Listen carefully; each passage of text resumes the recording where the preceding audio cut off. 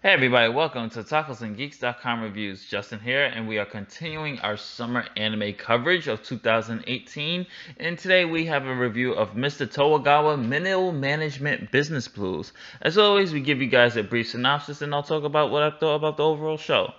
Teiai Group is one of Japan's largest firms.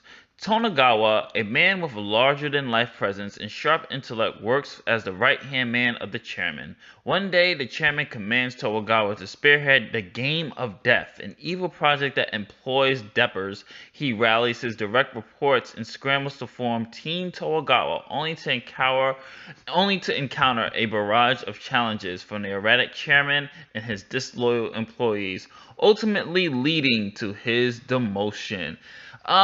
Honestly, this was pretty good, but at the same time, the pacing for me really kind of took me out of it.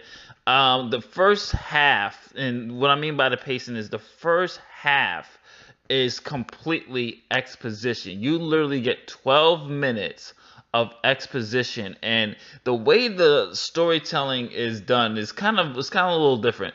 It's you get to see what happens.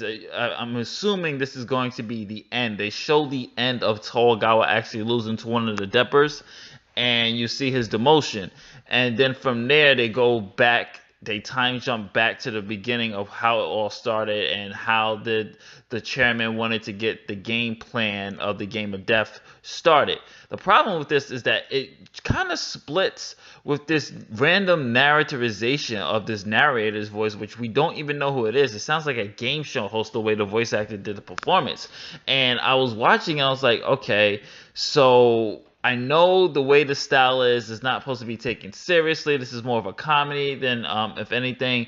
But the way they had this narrator just kind of creep in and narrate Tonegawa's life, it was like, who is this guy? What's the voice for? Why is the narrator there? It kind of took me out of it, and the exposition wasn't really that great either. I mean, it's not as entertaining, I was to say.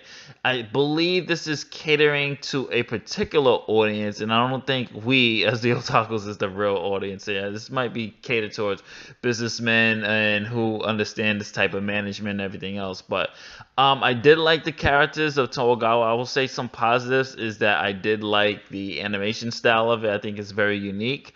I do like the use. I like the way they do the noses, the facial expressions, and just the use of color. I think it was really done very well.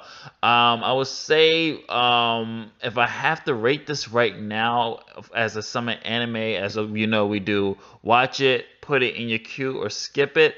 I'm gonna give this put it in the queue, and only because the little glimpses that we saw of the Game of Death, it has this it's kind of like a little nod to some of the Japanese game shows with their crazy games that they put onto the contestants.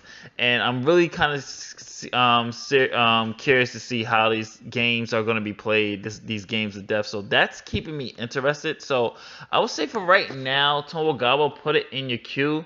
It was good. It was just like the way they formatted the episode, and the pacing was just a little bit different. Like, you have 12 minutes of exposition, then you actually get the title card, and that's when the show actually starts. But the weird narration just interjecting in and out just didn't really work for me.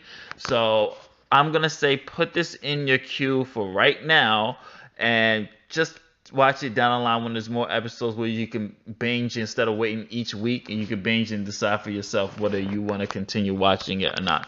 So as always, guys, this is Justin from TacosandGeeks.com, and I'll say later days, this has been the review of Tonegawa Middle Management Blues. Peace.